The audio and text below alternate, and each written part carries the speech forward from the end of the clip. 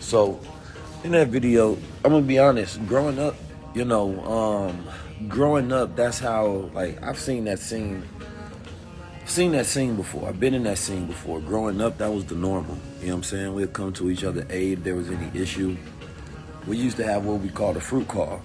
So back in the day, a fruit call was, first of all, fruit represents fruit of Islam. It represents the best part of the tree. It's the military training branch, right? So we have a call where if there was any issue or problem, right, a person would get on the phone and all they would say is fruit. That was the code word, right? So that means that drop everything. We got an issue, we got a problem, everybody show up, right? So it don't matter if you getting pulled over by the police. It don't matter if you're dealing with some niggas that got some issues with you. It don't matter what it is. No matter what you're doing, whoever is available has to take that call and has to pull up. And if they don't pull up, then there's going to be consequences for them later on, right? So this was like basically having the police, at your beckon, but instead these are your brothers. So, growing up, I remember, like that scene of them like whooping on them folks or playing with them like that. That's how me and my brothers was. That's how that's how it just was growing up. Like we done that. Most people have never seen that before. So for them, it's super foreign. And especially with us not being the aggressors in that situation, and they played with him, you feel me? And then they got their ass whooped. That's how it's supposed to be. You know what I'm saying? At all times. Not just sometimes. Not just sometimes. You feel me? Not just sometimes. Because that's the problem. Most times people be thinking that's just, just play with it sometimes.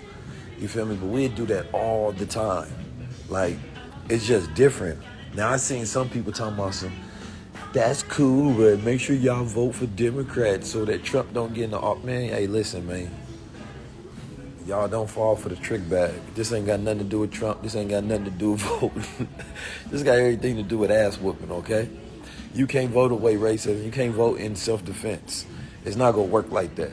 You know what I'm saying? Hey, listen, man. Don't let nobody fool you. This ain't got nothing to do with that, okay? When black people get together and get a good old-fashioned ass whooping going on, it ain't got nothing to do with no politics. They got everything to do with you play with me, right? And then we're going to treat you how you're supposed to be treated. Don't let these people put it in the trick bag. As soon as I said, this nigga crazy.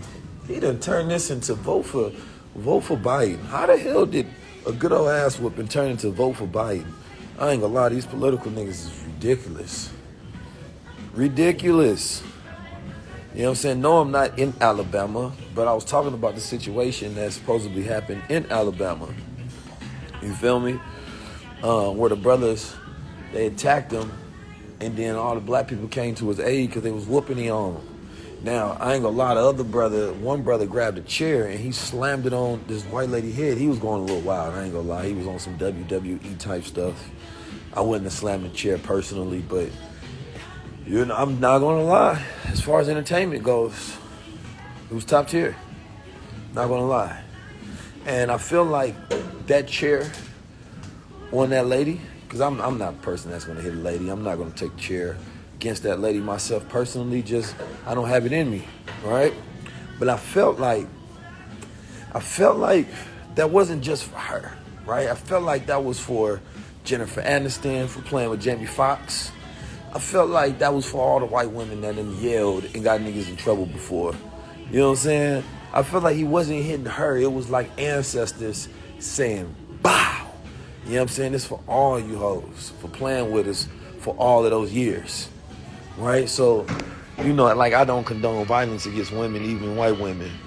But like I'm saying, I think that wasn't about that. I think it was spiritual warfare. That's all I'm saying. I think that was spiritual warfare. I think that was symbolic, like it was to create a moment so y'all can see. You know what I'm saying? And for all of the Karens out there that's been playing with people over the last few years, that's what that was about. It was like, y'all need to, hold on. Hey, y'all need to see this. I think that's what that was about. It had nothing to do with her. That man picked up a white chair. I ain't never seen that before in my life. Never seen that before in my life. Never. Besides the WWE and watching wrestling, and that was fake. So they knew how to do stunts. I don't think this lady knew how to do stunts, and I don't think that man knew how to do stunts as well. I think, Like, you know how much in the heat of the moment you gotta be to where you like, yo, this shit going down. They got me messed up. I don't know who they think they is. Chair. Grabs the chair and say, oh, I know what to do with this. No, I'm not about to sit down. I'm about to slam. You know what I'm saying? And he just, bow. Like, that was not him. That was DNA being activated, right? Because that's what you got to understand. We go through so much trauma, and he was a victim in that situation. Because he was a victim because his trauma was triggered. You know what I'm saying? All his trauma just took over his body like the Hulk. And he just started, bow, bow, bow, bow. I could just hear the Jamaicans and the Haitians, what the bakum, bakum, bakum. I don't know what they saying, but I just know they like, you know, get them for the ancestors. Blaka shaka baka. That's all I heard when I seen that shit. Blaka shaka baka. And I know she was like, am I getting beat by a Negro with a white chair? I know that's like, I want to know like what was going on in her mind. Like, did this Negro just hit me with a white chair? You know what I'm saying? Even the police, the black police was like, yo, this wild. Wild. Yo, the police was like, yo, this dude wild. I can't believe what I just seen. They tried to take him down immediately. They say, sir, I don't think you can do that in society. They said, sir, I don't know what level of life you on. I don't know what level of freedom you have reached to where you are in America and you are slamming white chairs on white women. They said, sir, yo, sir, I don't think you can do that. So they said, sir, I think that's why they hired me. I think they hired me just in case Negroes like you get too free. This is why, look, this is why white folks don't want us to be free. Because this is what Negroes do with their freedom. You know what I'm saying? Police was like, sir, this is, first of all, good form. Second of all, take several seats, sir. You know what I'm saying? We got to lock you up. You know you can't just let you go, right? And even the cop got him some. This is how you know the cop was secretly his ancestors. He might have had one cool ancestor in his bloodline, because even while he was getting the brother locked up, you know what I'm saying, and trying to get him situated, he ain't punch him or nothing, go crazy, irate. He got him some in and pushed the hell out that white lady that was on him. You know what I'm saying? Because another white lady was going in tripping. And then what did he do? The ancestor in him got some get back too. People don't watch that part. The ancestor in him shoved him. So not only, look, this was two incidents. So first you got Nat Turner grabbing the chair. Nat Turner, you know what I mean, Lavator, he grabbed a chair and he slams it on the lady.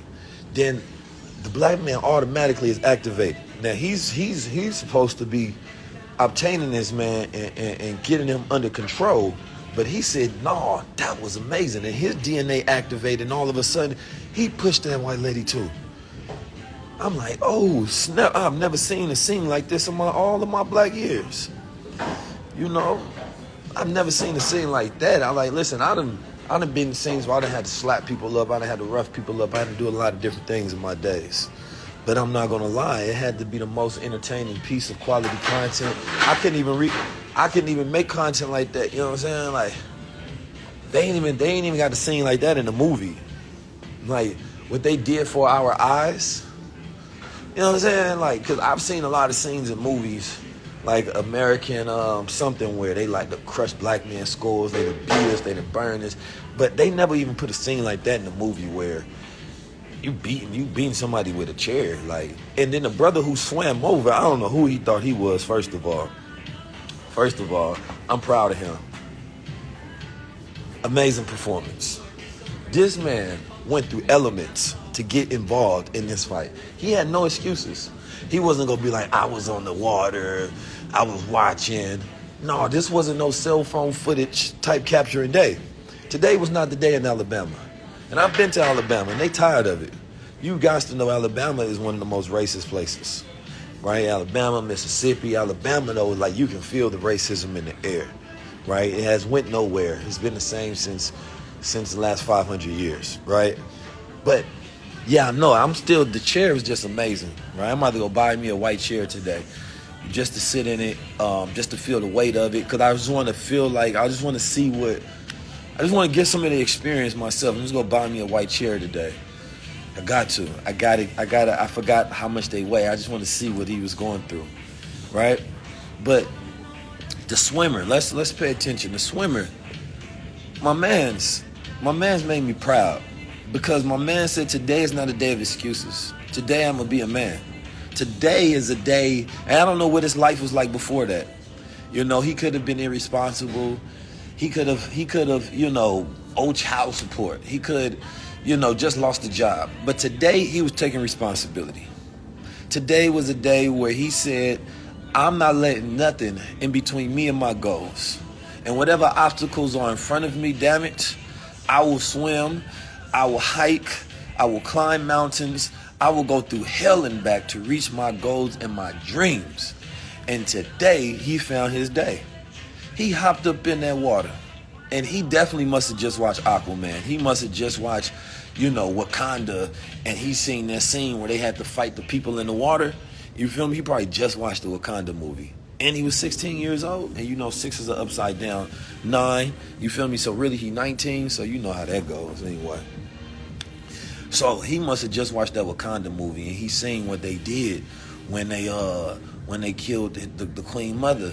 And that images must have been in his head. And he said, not today. Not today. And M'Baku said, not today. He swam in that water. And I didn't even know black people could swim like that. But the way he swam in that water, and he just knew his goal. He said, okay, I'm going to swim in the water.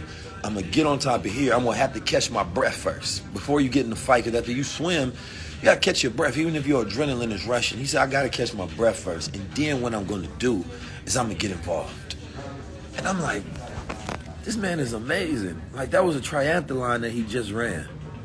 That was a triathlon, right? Like, first he has to get his line of sight in. He has to think and he has to plot this out. He has to jump in the water. Then he has to go over a couple obstacles, right? And then after going over those obstacles, he has to fight. I don't know about y'all, but I've never seen a man do that in my life. I've never even seen a competition for that before. Right? You know, yeah, it's very hard to pull yourself up from the water, elevated place, get over there, right? And then get the bearings about yourself and then go interaction. That was a triathlon at the highest heights. I don't know what's going on in that Alabama water. He must have been on gold water. He had to be on some functional mushrooms. He had to just took him some of our sports moss because, matter of fact, I want to send all those people some sports moss and gold water. But yeah, he deserved an endorsement from, like, you know, Goldwater, Gatorade, Olympics, you know, boxing commission, somebody, because the what he did was just simply amazing, and I'm proud of every one of those people. You know, like the feeling of like hopping on a boat and like punching somebody. You know what I mean? Especially some white, like hopping on a boat, going from land, hopping on the boat to punching somebody. You don't know ancestrally what that does to one's spirit. You know what I'm saying? Like, I'm going to go from this pier to go help save my peoples, and I have to go hop on this boat to go whoop some ass. Y'all, you can't write a better story than that. You just don't know. Like, they just repaired 400 years of DNA in one setting. You know what I'm saying? 400 years of DNA in one setting. And then, my brother, thank you for giving me this. Thank you for reminding me this. There was something important that happened. There was something important that happened before everything started off. And I don't know why he did this, but this is how you knew. This is how you knew what was happening in Alabama was going to be epic. Before everything popped off. And he was like, oh, y'all just started some shit. He went Bobby Shmurda. I don't know how he had time. He went full Bobby Shmurda. When he got into it, he said, oh. And he just threw that hat up in the air. That hat went in slow motion in the air. And that hat was like, you know, it's like, y'all might not know a little bit about history, like the Boston Tea Party, when the first shot rang off. And the Boston Tea Party, you know what I mean? That shot rang off and then all hell happened. You know what I'm saying? Look, Frank Irv, he on it. This is the Boston Tea Party moment. This is like, they got to put this, Florida needs to teach this in Black history. They ain't even got to teach all the slavery. Just teach this in Black history, because we learned these skills in Black history. I mean, in slavery. You know what I mean? We did learn these skills in slavery. You know what I'm saying? Because when he did the Bobby Shmurda, I said, what is he listening to right now? Maybe there was a radio. Maybe he had a Apple earphone in his ear at the time. But I don't know how you think about doing the Bobby Shmurda at a time like this. I said, why did he hit the Bobby Shmurda? But then he knew something that I didn't know. He knew he had the Avengers, and he knew that they had a secret call. And he said, today is a no cap day. He said, today we not capping. Today we going full. He said, today we are doing no capping today. You know what I'm saying? And that was the call. He said, black people, no more capping, no more, I would have been there for you. I would have helped you if I knew, or I was too far, or damn, why they do that? He said, today, no capping today. He threw it far. He wanted that cap so far away from him. And once he did that, right, and that's now like the universal like signal. You know what I'm saying? Like, unless you got a crown on, don't throw your crown. But this is like the universal symbol, you know what I mean, for action. You know what I'm saying? It was no capping today. So when you got a cap on, you get pulled over by police, they playing with you, take that cap off and throw it as far as you can in the sky as a signal. It's like a bat signal. You know what I'm saying? That was what it was, a bat signal. And it must have went high enough, because it looked like he threw about 19 feet, to where everybody around seen it and said, oh, is that? No, that ain't. No, that's, and everybody was like, yes, today's the day. And then that's when the Avengers and the Justice League assembled, and that's when dude hopped in the water, started swimming, and people came from afar, and people started grabbing chairs, and it was like the moment in Who Cloned Tyrone when the black lady got kidnapped and Jamie Foxx was like, I got the whole hood with me. You know what I'm saying? And everybody just came through, and that was that right there. It was, that hat needs to go in the Hall of Fame. That hat needs to be preserved, because I want that hat. I would buy that hat. I would buy that hat right now. I swear to God, I'm not playing. I am very serious. I want that hat. I want to keep that hat. I want to box it up. I want to frame it. You know, I want to meet these people. I want to congratulate every one of them on, you know, a job well done for policing their society and being heroes and fighting crime. You know, but when that hat went up, it was just like, I didn't even know that was the signal at first, but I got it. It took me a while to register. I'm like, what the heck? Oh, no cap. No cap. So he's using like hood colloquies, you know what I'm saying? And they had a sophisticated way of communication, so you can tell they practiced this. And this is something that we need to install all around America, because with the white hat and the white chair, you know, these were symbols of war. And they had such a sophisticated way of fighting war, like the Haitians, where, you know, they can take the simplest things around them and they were ready for battle. And that just proves to all of us in America, like, it just proves to us, like, we don't need much. You know what I'm saying? Like, we have enough. We have code words, right? We have language that we can utilize, right? There's nothing that can stop us. No element can get in our way.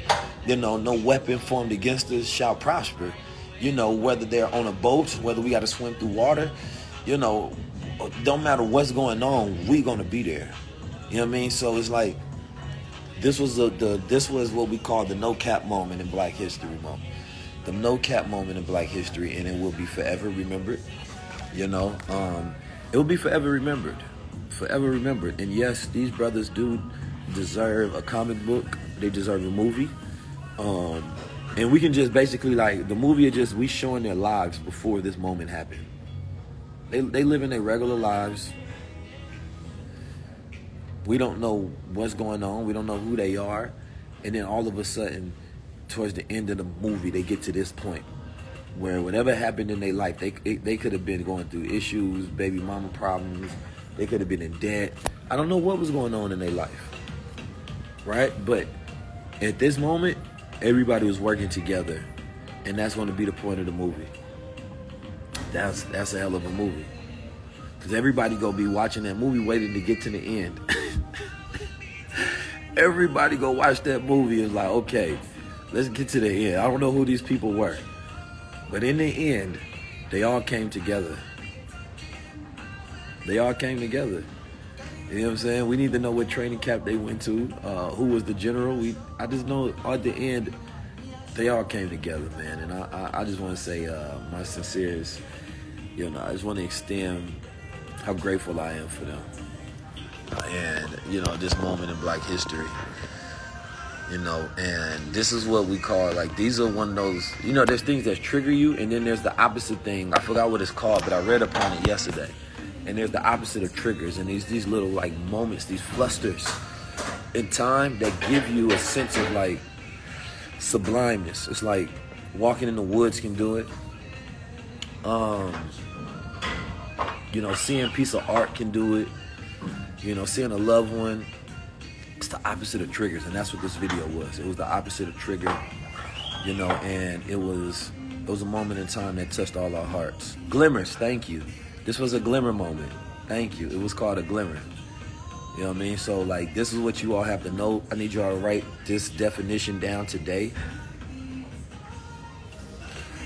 It was a moment called a glimmer, not a trigger, right? And this is what we don't really experience enough glimmers in our culture. We experience a lot of triggers in our culture, right? So when we get those triggers, like, they pull on us, they make us feel stressful. But those glimmers make us feel joy. And that's what this movie would be called.